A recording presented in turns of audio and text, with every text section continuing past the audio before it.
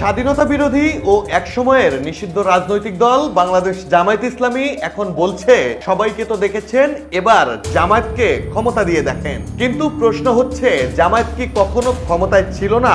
ইতিহাস বলছে জামায়াত শুধু ক্ষমতায় ছিল না, বরং 1971 সালে পাকিস্তানি বাহিনীর সঙ্গে মিলে তারা ক্ষমতার অংশ হয়েই গণহত্যায় সহযোগিতা করেছে।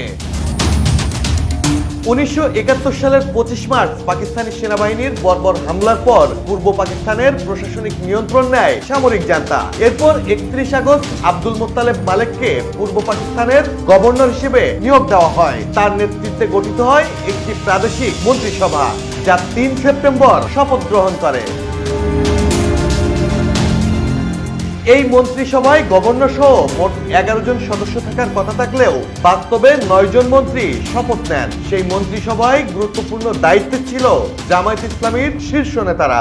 আব্বাস আলী খান ছিলেন শিক্ষা বিভাগের দায়িত্বে, তিনি ছিলেন জামায়াতের নেতা। AKM ইউসুফ ছিলেন রাজস্ব বিভাগের দায়িত্বে, তিনিও ছিলেন জামায়াতের নেতা।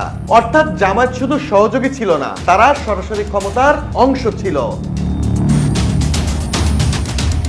সে সময়েই পাকিস্তানি সেনাবাহিনীর সঙ্গে মিলে আল বদর, আল শাম ও রাজাকার বাহিনীর মাধ্যমে চালানো হয় নির্বিচার গণহত্যা। নিরীহ মানুষকে ধরে ধরে হত্যা, গ্রাম পোড়ানো, মা বোনের ইজ্জত লুট, সবকিছুই হয়েছে এই ক্ষমতার ছায়াতলে। প্রশ্ন তাই খুব স্পষ্ট, একবার ক্ষমতায় গিয়ে যারা গণহত্যার অংশ হয়েছিল, স্বাধীনতার বিরোধিতা করেছিল, তারা আজ আবার ক্ষমতায় গিয়ে আসলে কি করতে চায়?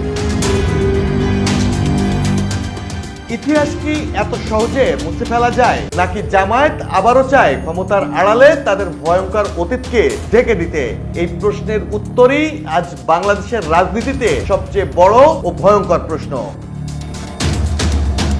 Desk report, people and politics.